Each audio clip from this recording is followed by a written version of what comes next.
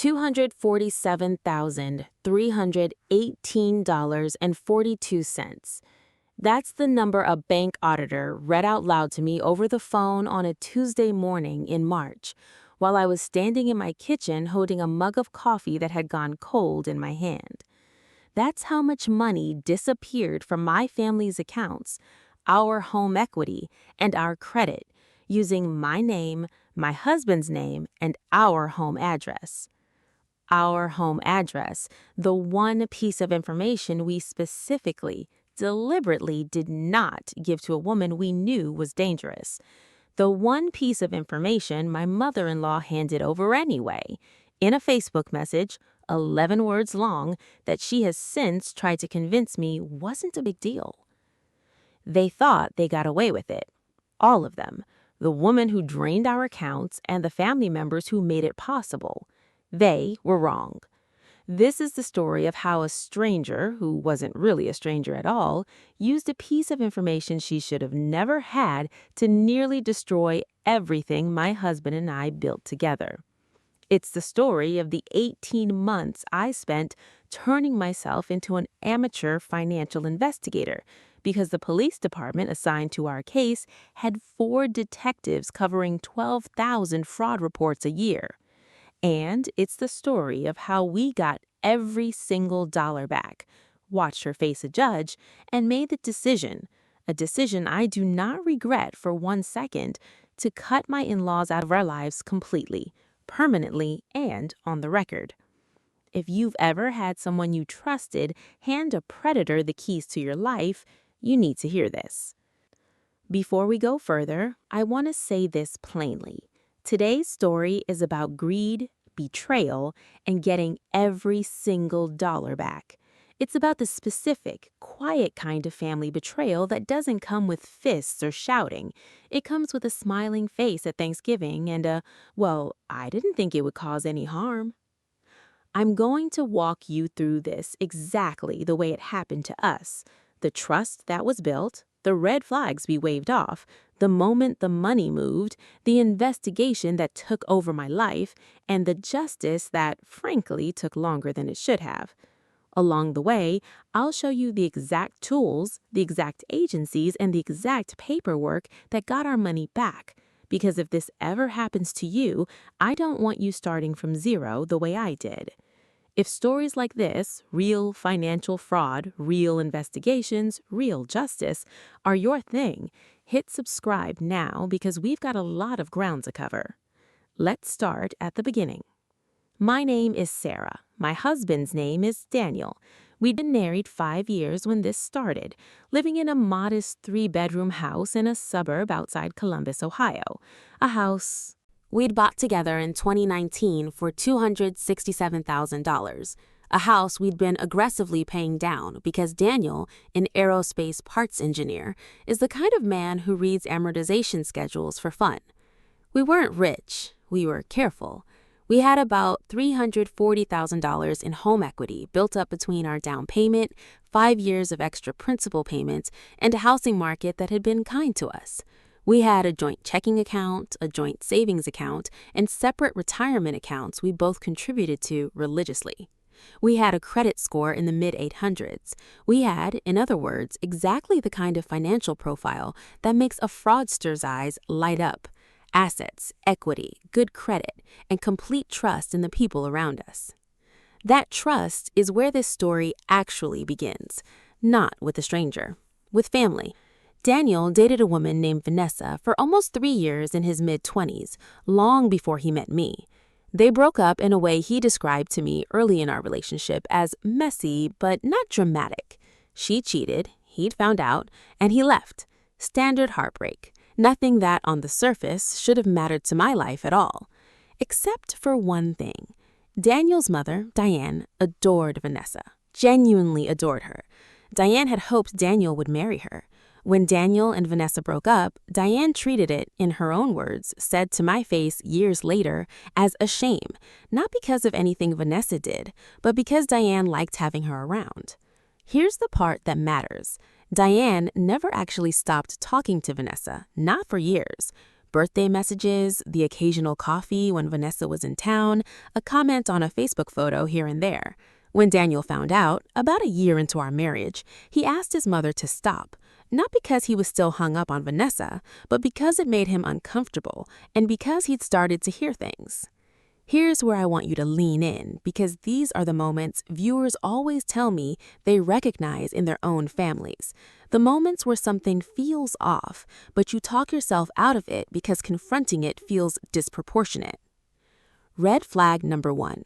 Around 2021, a mutual friend mentioned to Daniel that Vanessa had gotten into some financial trouble.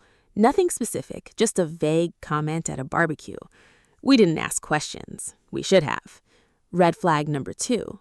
In early 2022, Daniel's father, Robert, mentioned offhand that Vanessa had asked for a small loan to cover a car repair, $400, and that he'd given it to her without telling Daniel. When Daniel found out months later and asked whether she'd paid it back, Robert got cagey and changed the subject. She hadn't. Red flag number 3, and this is the one that still makes my stomach turn. In the fall of 2022, Vanessa was named in a local news story, a short piece buried on a community Facebook page about a small landscaping business owner who accused a woman matching Vanessa's description of taking a $2,200 deposit for a backyard renovation and never doing the work. No charges were filed, no follow-up. It disappeared. Daniel saw it. He mentioned it to his mother. Diane's response, verbatim, as Daniel remembers it: "People make mistakes. I'm sure there's more to that story." We didn't investigate. We didn't confront. We filed it away as not our problem, because at that point, Vanessa wasn't in our lives. She was a name from Daniel's past that occasionally floated up through his parents like smoke from a fire we couldn't see. That was the mistake, not the trust itself. You can't audit every person your family associates with. The mistake was not recognizing that Diane's continued relationship with Vanessa was itself a slow-motion vulnerability we'd never closed off. In January of 2023, things came to a head. Daniel and I had just closed on a refinance that dropped our mortgage rate and freed up about $380 a month, a genuinely happy financial milestone for us. We mentioned it at a family dinner, casually, the way you do. 2 days later, Vanessa sent Daniel a Facebook message out of nowhere after almost 2 years of silence, congratulating him on the refinance, asking how married life was treating him, ending with, "We should catch up sometime for old time's sake." Daniel didn't respond. He blocked her. And then he called his mother and said, in his words, "I need you to stop talking to her. I need you to never mention anything about our lives to her again. Not where we live, not what we're doing, nothing." Diane agreed. She said, "Of course, honey, I would never." We believed her. That's the part I have to sit with. We believed her.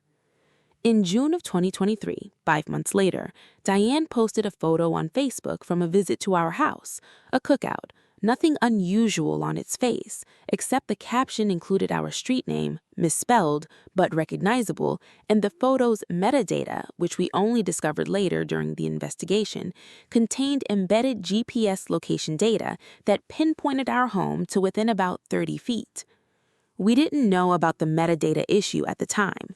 That came later from a private investigator we hired, who explained that most smartphone cameras embed GPS location data into photos by default, unless location services are manually turned off, something almost nobody thinks to check.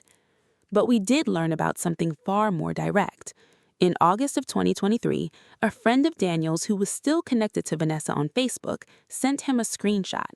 It was a private message thread between Diane and Vanessa from that same June, the very week of that cookout post. Vanessa had written, "I miss you guys. Is Danny still at the same address, or did they move?" Diane's reply, verbatim, screenshotted, time-stamped, "No, they're still at our full street address. You should stop by sometime. They'd probably love to see you, LOL." 11 words. "No, they're still at address. You should stop by sometime." That was it. That was the sentence that opened the door. We confronted Diane immediately. She minimized it. I didn't think she'd actually do anything. You're overreacting. She's not a bad person. She's just going through a hard time. Daniel told her plainly that if anything happened involving Vanessa, this conversation, this exact message, would be Exhibit A. Diane laughed it off. We didn't know in August of 2023 that Vanessa already had our address. We didn't know she'd had it for 2 months. We didn't know what she'd already started doing with it. I want to pause the timeline for a second because I think this is the part viewers ask me about the most. Who was this woman, really, before any of this happened? From what we pieced together through Daniel's memories, through mutual friends, and later through court records, Vanessa was not some cartoonish villain twirling a mustache. She was, by every account, charming, funny, the kind of person who remembered your birthday and your coffee order. Daniel described her early in our relationship as the most alive person in any room. That charisma is not incidental to this story. It's the mechanism. Financial predators who operate inside family and social networks rather than cold calling strangers succeed specifically because they're likable enough that people give them the benefit of the doubt long after the evidence says they shouldn't. She had, according to a former roommate we later spoke with during the investigation, a pattern, financial chaos that she never let anyone see directly, late rent that always got paid next week, a revolving door of side hustles, the wellness coaching business would come later, that always seemed to be one launch away from success. She wasn't lying about big, obvious things. She was lying about small things, constantly, in a way that added up to a completely false financial picture that the people around her, including Diane, simply never questioned. That's worth sitting with. Diane wasn't naive because she was foolish. She was naive because Vanessa was good at being trusted. And that's exactly why the burden can't fall on victims to somehow detect deception perfectly. It falls on the people around a known risk to take boundaries seriously once they're set, which is precisely where Diane failed. I mentioned that Daniel called his mother in January 2023 and asked her to cut off contact entirely. What I didn't mention is that this wasn't actually the first time he'd asked. The first time was back in 2020, shortly after we got engaged, when Diane invited Vanessa to a mutual friend's baby shower that Daniel and I also attended. It was deeply uncomfortable. Vanessa made a point of hugging Daniel a beat too long, of asking me pointed questions about how serious we were, of mentioning inside jokes from her relationship with Daniel in front of me like she was marking territory. Daniel asked his mother afterward why Vanessa had been invited at all. Diane's answer, "She's practically family, honey. I couldn't just leave her out." That sentence, "she's practically family," is, in hindsight, the single most important piece of evidence in this entire story because it tells you Diane's actual hierarchy of loyalty. Vanessa had status in that family that had never been revoked, even after the breakup, even after Daniel married someone else. We didn't push harder at the time because it felt like relitigating old history at our own engagement party. We let it go. That's a red flag we own. We let a boundary get softened because confrontation felt exhausting, and exhaustion is exactly what people who don't want to change your mind are counting on. By the time Daniel drew the harder line in January 2023, no contact, no information, full stop, Diane had already had 3 years of practice treating no as more of a suggestion than an instruction. I keep coming back to this because it's the hinge the whole story turns on. The moment money changes hands in most fraud stories is dramatic. A wire transfer, a check signed, a handshake. In ours, the moment that mattered most wasn't a transaction at all. It was a sentence typed into a Facebook Messenger window at approximately 9:14 p.m. on a Tuesday in June 2023, based on the timestamp we later obtained. "No, they're still at address.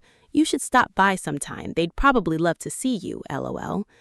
Everything else, every dollar, every fraudulent application, every layered transfer was downstream of that sentence.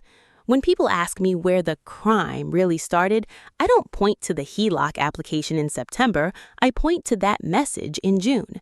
The theft was already inevitable the moment that information left Diane's hands and landed in Vanessa's. We were about to find out exactly how inevitable.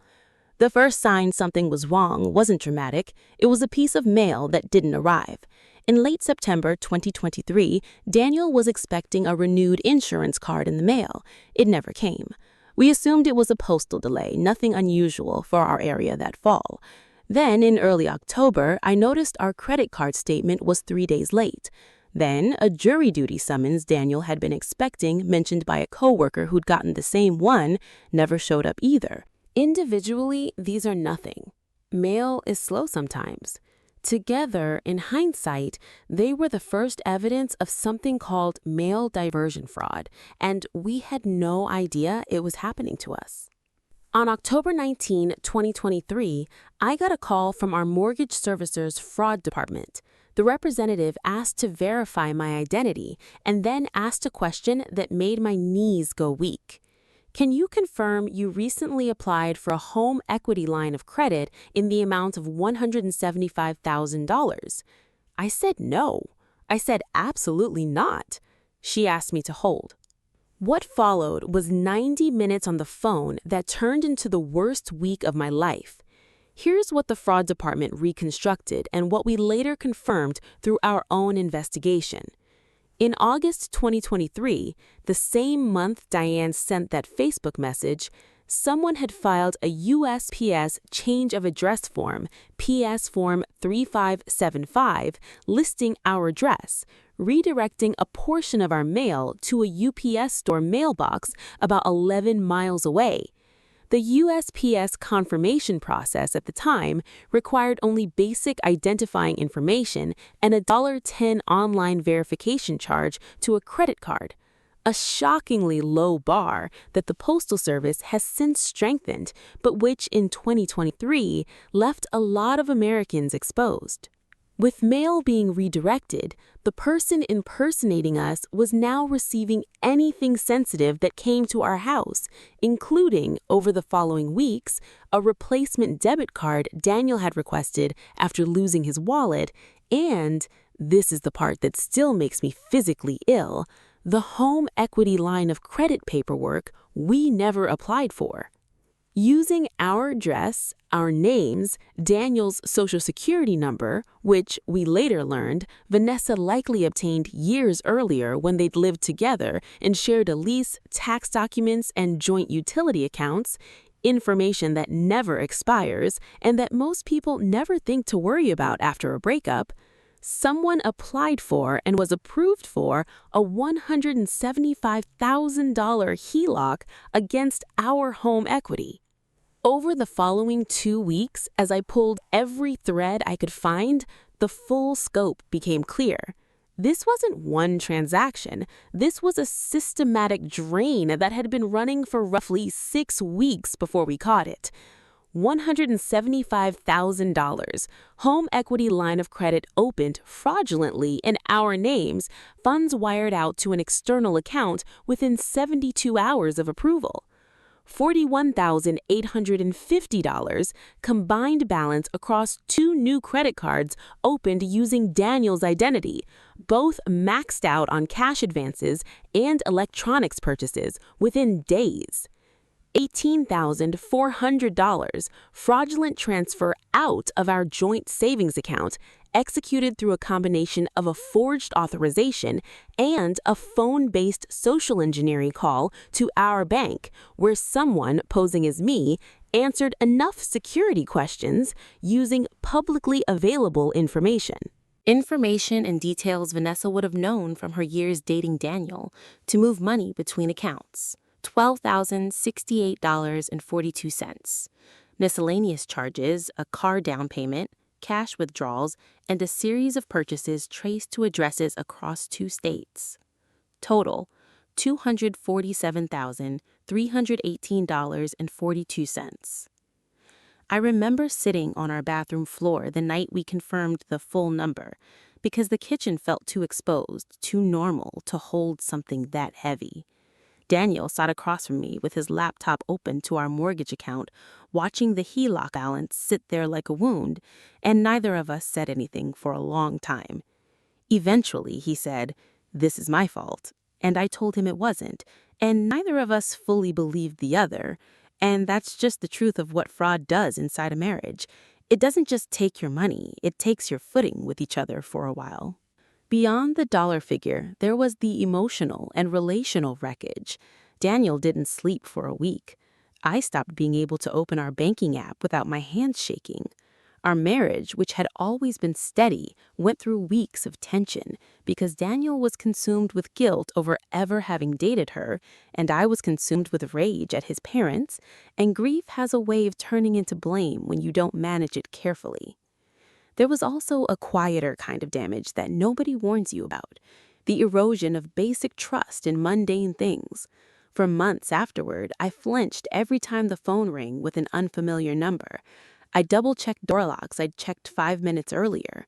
Daniel started keeping a folder, physical, paper, in a fireproof box of every financial document we owned, because digital records suddenly felt like something that could be stolen out from under us without our knowledge.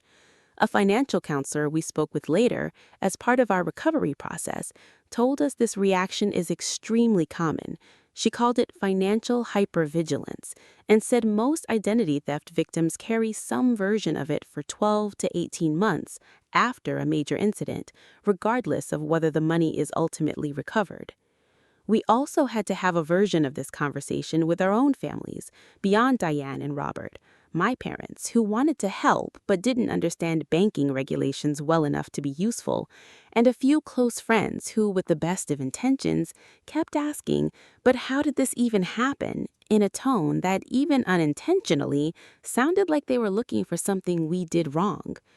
I want to say clearly, for anyone watching this who has been through something similar, nothing about being careful, financially responsible people made us immune to this fraud. Fraud like this isn't a consequence of carelessness. It's a consequence of someone else's calculated dishonesty, enabled by someone else's misplaced loyalty. Full stop. Here's something almost nobody tells you about identity theft recovery. Your first calls will almost always fail to fix anything, and understanding why saved us months later. We called our bank's fraud line first. They opened an investigation but told us, correctly per federal regulations, that under Regulation E of the Electronic Fund Transfer Act, unauthorized electronic transfers have to be reported within specific windows to guarantee full reimbursement, and that HELOC fraud in particular falls into a messier legal category because it's a loan, not a deposit account, meaning the protections under the Truth in Lending Act, or TILA, and Regulation Z apply differently. Specifically, TILA does provide liability protections for unauthorized open-end credit, but proving the credit was truly unauthorized rather than a family dispute over a joint account takes documentation. Documentation we didn't yet have. We called the credit card companies. Both required us to file FTC identity theft reports before they'd open formal disputes. We went to our local police department to file a report. This is where the frustration really set in. The detective who took our statement was polite, but honest. Their financial crimes unit had 4 detectives covering roughly 12,000 reports a year. Our case would be assigned a number and, realistically, reviewed when time allowed. He gave us a case number, #23118847, and told us, gently, that the burden of building an evidentiary trail would largely fall on us if we wanted this moving quickly. That sentence changed the entire trajectory of the next year of my life.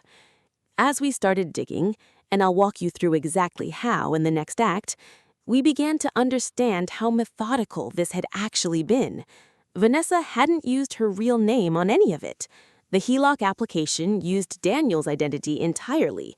She'd never needed her own name attached to money that was, on paper, ours. The UPS store mailbox had been rented under a fake ID, something we later learned is disturbingly easy to produce with basic photo editing software and a template, though UPS store policy technically requires 2 forms of ID, including one government-issued photo ID, a policy that, we discovered, isn't always rigorously enforced at every franchise location. The wire transfer destination for the $175,000 HELOC funds went to an account that was closed within 9 days of receiving the money. Funds moved out almost immediately into what a forensic accountant later described to us as a layering pattern, common in money laundering, designed specifically to make tracing difficult, splitting large sums into smaller transfers across multiple accounts, some of them prepaid cards, some of them cryptocurrency exchanges, before the money settled anywhere long enough to be easily frozen. And that's when I found the smoking gun. Not the money trail yet. That would take weeks. The smoking gun, at this early stage, was simpler and more damning. I pulled the metadata off that Facebook cookout photo Diane had posted in June. It had GPS coordinates embedded in the file, coordinates that matched our house exactly, posted publicly on a profile Vanessa had never unfollowed. Combined with the leaked message screenshot from August. "No, they're still at the address. You should stop by sometime." We now had a timeline that was impossible to explain away as coincidence. The address leaked in June. The mail diversion started in August. The HELOC funded in September. It was a straight line. We weren't just victims of a stranger anymore. We were victims of a stranger my own mother-in-law had personally armed. I want to be honest with you about something. Nobody teaches you how to investigate your own fraud case. There's no class. I learned by making mistakes, calling the wrong departments first, getting bounced between agencies, and slowly building a system. If you ever find yourself here, I hope this section saves you the 6 weeks it took me to figure this out. Step 1.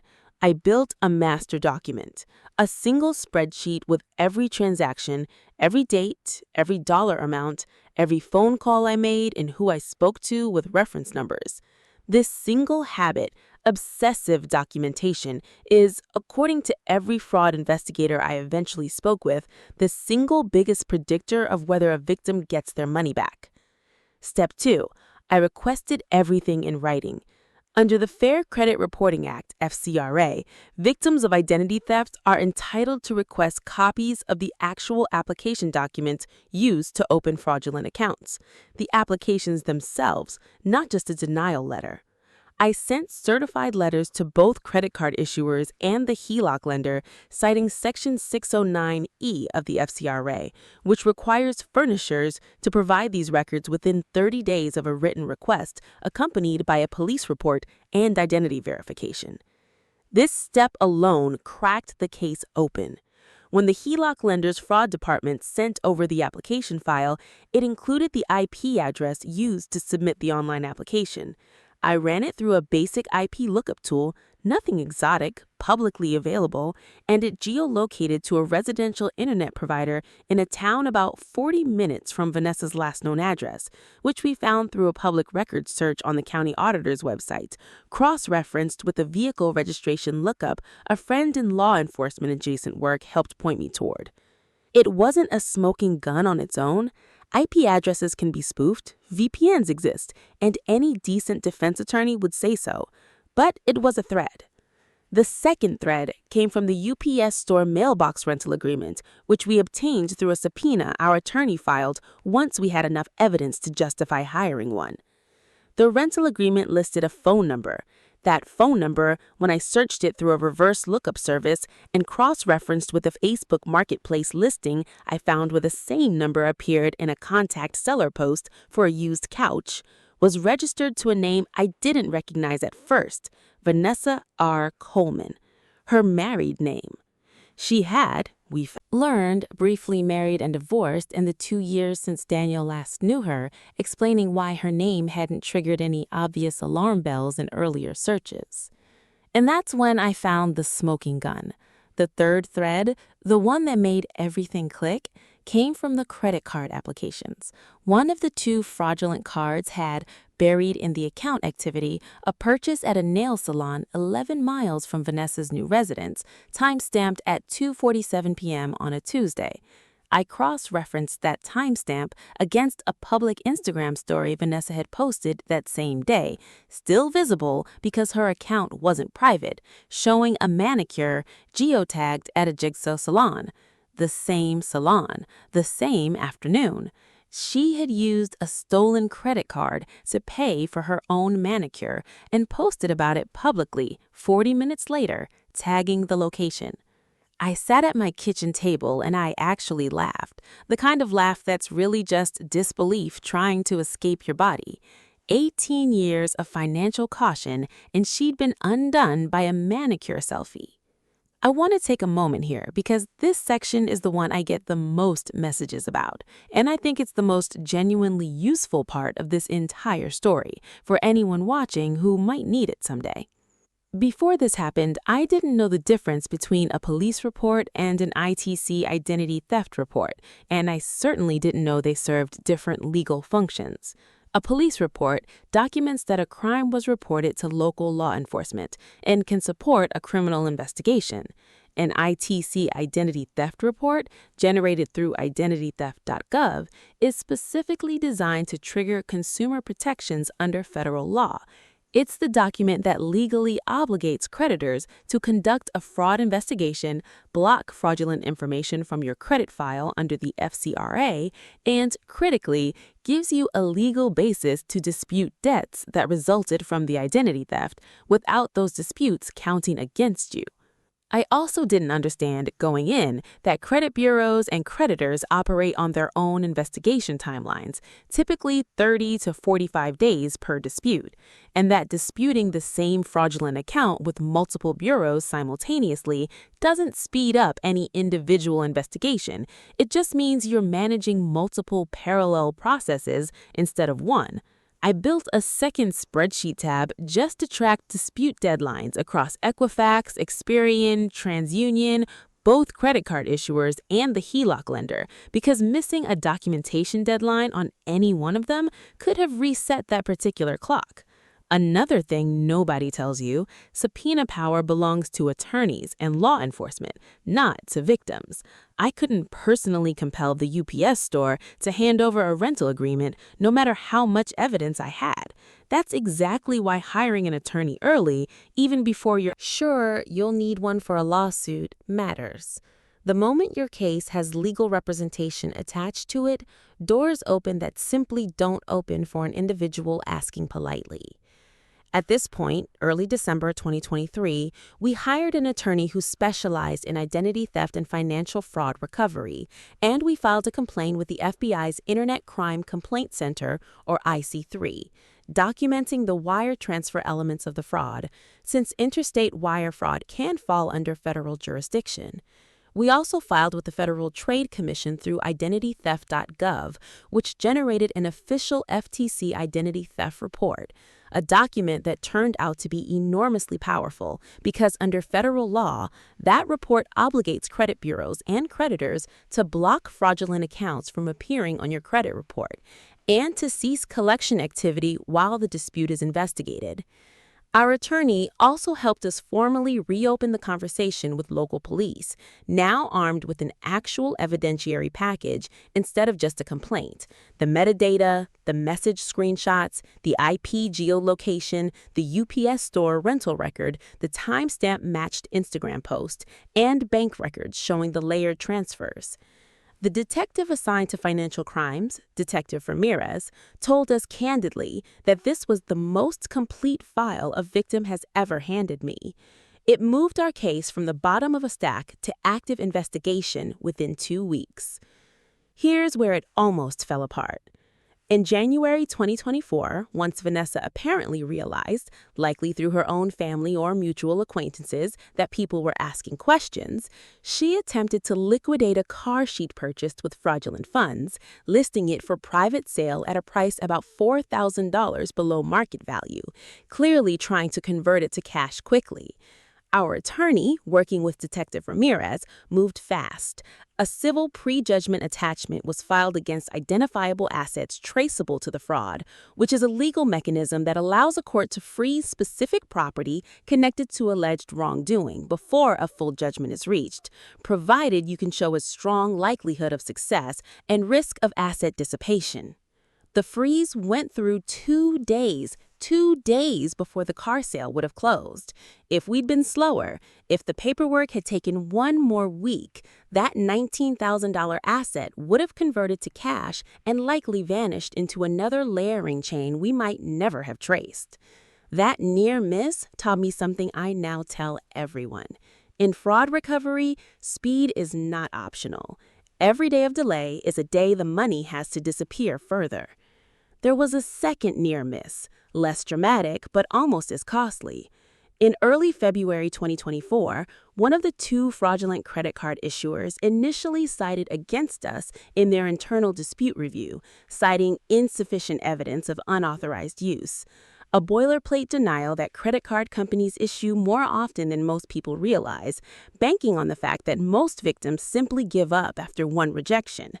Our attorney appealed immediately, citing the FTC identity theft report, the matching IP geolocation, and, this became something of an inside joke, between us during an otherwise grim period, Exhibit F, geotagged manicure receipt. The issuer reversed its decision within 11 days. I share this because I want anyone watching this who's gotten a denial letter from a bank or credit card company to know that is very often not the final answer. It's an opening position, and it's built to discourage a second attempt. By the time we combined the criminal case file bearing the original police report number, #23-118487, now reclassified as an active felony investigation, with our civil attorney's parallel documentation, we had built what Detective Ramirez described as a file thick enough that the DA's office didn't have a single question left to ask. That's not luck. That's 13 months of spreadsheets, certified letters, and refusing to let a single denial be the end of the conversation. The final piece of the investigation, and the most painful, was confirming beyond doubt that the leaked address was the actual point of entry, not a coincidence. Our attorney formally requested the message records between Diane and Vanessa. Diane, faced with a subpoena request tied to a fraud investigation, finally admitted in a recorded statement to Detective Ramirez that she had in fact told Vanessa where we lived in June 2023, and separately admitted that Robert had given Vanessa cash on at least 2 occasions in 2022 without telling Daniel. Diane insisted she never imagined Vanessa would do anything with the information beyond maybe reconnecting. Detective Ramirez, in a private conversation with us afterward, put it more bluntly than I ever could. Intent doesn't undo the outcome. She handed a woman with a documented pattern of financial dishonesty the one piece of information she needed. We had our full picture now. We were ready for Act 4. I want to describe the moment we found out an arrest was actually happening because it didn't feel like the movies. It felt anticlimactic in the best possible way, the kind of anticlimax you only get to feel after 13 months of dread. Detective Ramirez called on a Thursday afternoon in early March 2024. I was at work in a conference room, and I almost didn't pick up because I didn't recognize the number. When I heard his voice say, "Sarah, I wanted you to hear this from me before it hits any paperwork," my stomach dropped, because for a full second, I assumed it was bad news. Then he said, "We have enough. The prosecutor's office is filing charges. We're arresting her tomorrow morning." I sat in that conference room and cried in a way I hadn't let myself cry through the entire ordeal. Not from sadness, but from the sheer release of 13 months of carrying something that finally had somewhere else to go. In March 2024, almost exactly 8 months after that 11-word Facebook message, Vanessa Coleman was arrested and charged with multiple felony counts: identity theft, forgery, and theft by deception, alongside a federal referral connected to the wire transfer activity. The U.S. Attorney's Office reviewed but ultimately allowed the state to prosecute, given the strength of the local evidentiary package our attorney and Detective Ramirez had built. During the investigation into her financial history that followed the arrest, prosecutors uncovered something we hadn't known. She wasn't a first-time offender. She had, under her maiden name and married name across 2 states, at least 3 other documented instances of financial deception dating back to 2019, including that landscaping deposit case from years earlier that had quietly disappeared, and a separate case involving a former roommate whose credit card had been used without authorization for nearly $6,000. None of those cases had resulted in charges, largely because the victims either couldn't afford legal representation or gave up when the process became overwhelming, which is precisely why this time we made sure it didn't get buried. Here's the part that still sits heavy with me months later. During discovery, we learned what the $247,318.42 had actually been used for. It wasn't a lavish new life. It wasn't jewelry or a house. Roughly $140,000 had gone toward paying off debt tied to a failed business, a wellness coaching venture Vanessa had launched in 2022 that had quietly collapsed under credit card debt and a defaulted business loan she'd personally guaranteed. Another chunk, nearly $60,000, had gone to a boyfriend at the time to cover his gambling debts he'd apparently threatened to expose to his own family if she didn't help. The rest was scattered across day-to-day living expenses, the car, and yes, the manicures. It wasn't a criminal mastermind building an empire. It was a woman drowning in her own financial chaos, using our identity as a life raft, and choosing every single day for 6 weeks to keep doing it rather than stop. In August 2024, Vanessa Coleman pled guilty to identity theft and theft by deception in exchange for the forgery charge being dropped, avoiding trial.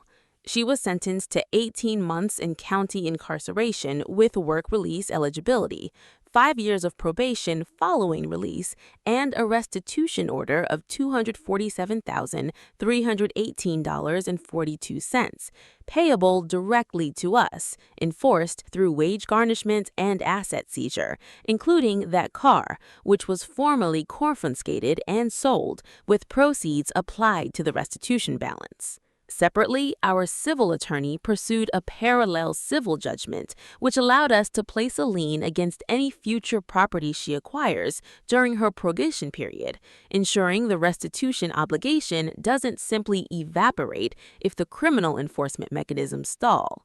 On the recovery side, the HELOC lender, once presented with the ITC identity theft report, the police report, and the forensic documentation, reversed the entire $175,000 fraudulent line of credit and removed it from our mortgage entirely, a process that under TILA Regulation Z protections for unauthorized open-end credit took about 10 weeks once fully documented. Both fraudulent credit cards were closed and the balances discharged as unauthorized under the Fair Credit Billing Act. Our bank, after initially pushing back on the $18,400 savings transfer, ultimately reimbursed it in full after our attorneys cited Regulation E violations in how the phone verification had been handled on their end. Essentially, the bank's own security protocol had failed, which shifted liability back to them. By October 2024, our credit was fully restored, our home equity was untouched, and every fraudulent dollar had either been reimbursed by financial institutions required to do so by federal consumer protection law, or was actively being recovered through court-ordered restitution and garnishment.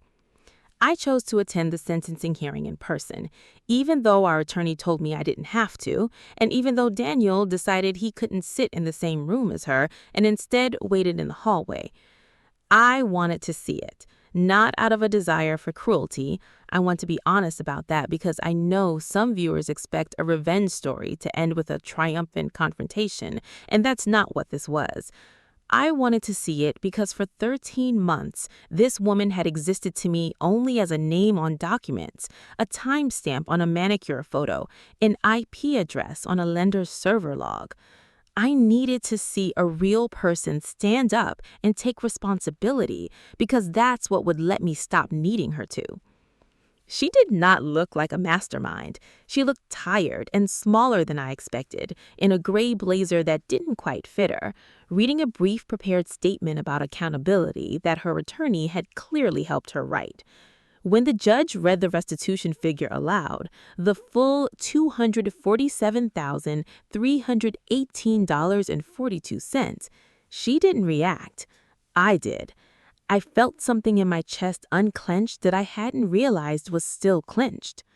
I gave a victim impact statement, the first and only time in this entire process that I got to speak directly in a room about what those 13 months had actually cost us, not just financially, but the sleepless nights, the strain on my marriage, the loss of two people who were supposed to be my family. I didn't yell, I didn't need to. I read from a page I'd written and rewritten a dozen times, and I ended it with a sentence I still think about. You didn't just take our money. You took our sense of safety in our own home, and you took it using information a mother handed you because she valued your comfort over her own son's. The judge, in imposing sentence, specifically referenced the pattern of exploiting personal relationships to access victims' identities as an aggravating factor. That mattered to me more than almost anything else in this entire process. Official, judicial acknowledgement that this wasn't a random act. It was a targeted exploitation of a family's trust. Beyond the dollar figures, we made permanent changes. We now have credit freezes on all three bureaus, Equifax, Experian, and TransUnion, something that's free under federal law since 2018 and takes about 5 minutes per bureau. We use a USPS-informed delivery account, which emails us scanned images of incoming mail every morning, making mail diversion far harder to pull off undetected. We set up transaction alerts for any activity over $200 on every account we hold. And we've had honest, difficult conversations with financial advisors about how to structure our accounts to add extra verification layers for anything involving home equity. And this is where I have to talk about Diane and Robert, because I know some of you are wondering whether we forgave them, whether time softened it, whether family always finds its way back. It didn't. Not this time, and not by accident. Diane's continued relationship with a woman she knew had financial trouble, her decision to hand over our address 5 months after being explicitly asked not to, and her minimizing response when confronted, "You're overreacting," told us everything about where her loyalty actually sat. Robert's willingness to quietly hand Vanessa cash and hide it from his own son for over a year told us the same thing. We didn't do this in anger, and we didn't do it in a single dramatic conversation. We did it the way we did everything else in this story, methodically. Daniel wrote his parents one final letter, laying out the financial and legal facts, not accusations, just facts, the same documentation we'd used for the FTC and the police, and explained that trust, once demonstrated to be this fragile, doesn't get to be rebuilt on the strength of a shared last name alone. That letter was the last information we ever shared with them. No address, no phone number, no access to our children if we have them someday. No holidays. It's been almost a year now, and I can tell you honestly, the silence is not painful. It's the safest our finances and our family have felt in years. If there's one thing I want you to walk away with today, it's this. Financial predators rarely break down your front door. They're let in, usually by someone you trust, usually through a piece of information that felt harmless to share. So here are the warning signs and the protections I wish I'd known before all of this started. Watch for continued contact with someone flagged as untrustworthy. If a family member keeps a relationship alive with someone who has a documented pattern of financial dishonesty, even small incidents like unpaid loans or vague accusations, that relationship is a vulnerability, not a harmless connection. Set explicit boundaries and treat violations seriously the first time. We asked once, it was violated, and we treated that as data, not a misunderstanding. Freeze your credit with all three bureaus. It's free, it's fast, and it stops almost all new account fraud cold. Sign up for USPS Informed Delivery. It takes minutes and it's the single best early warning system for mail diversion fraud. Set transaction alerts on every account at a low dollar threshold. We now get a text for anything over $200. It's mildly annoying. It's also how you catch fraud in hours instead of weeks. Document everything immediately in writing. Screenshots, certified letters, reference numbers. If this ever happens to you, that spreadsheet will be the difference between a case that gets buried and a case that gets solved. And finally, old identifying information doesn't expire. A social security number someone learned during a relationship a decade ago is just as usable today as it was then. If you've ever shared deep financial access with a partner and that relationship ended badly, it's worth a serious conversation with your bank about extra verification layers permanently. One more thing, because I know some of you watching this are sitting in exactly the position Daniel and I were in 2 years ago. A family member who keeps a relationship alive with someone you flagged as a risk, and a nagging feeling that raising it again will make you the difficult one at Thanksgiving. I want to give you permission to trust that feeling. A boundary you have to repeat isn't a boundary that's been respected. It's a boundary that's being tested, and the second violation is rarely gentler than the first. We asked once, it was ignored. We are not going to ask a third time because the cost of being wrong about giving someone another chance, in our case, was $250,000 and 13 months of our lives. I also want to say something to anyone whose family has minimized something like this happening to you, told you that you're overreacting, that the person who hurt you is going through a hard time, that blood is somehow a stronger obligation than basic safety. You are allowed to protect your home, your identity, and your marriage from people who won't take your boundaries seriously, even when those people share your last name. Especially then, honestly, because the damage a stranger can do is limited by how much access they can get, and family members are the ones who hold the keys. We got every dollar back. It took 13 months, one detective, one attorney, and more spreadsheets than I ever wanted to build in my life. But we got it back, and we got something else, too. Absolute clarity about who deserves access to our lives and who doesn't. Have you ever had someone you trusted expose you to fraud? A family member, a friend, an ex? I want to hear what happened and what you did about it. Tell me in the comments. And if this story helped you, subscribe, because next time we're breaking down a case that started with a single friend request and ended with a $1.2 million recovery.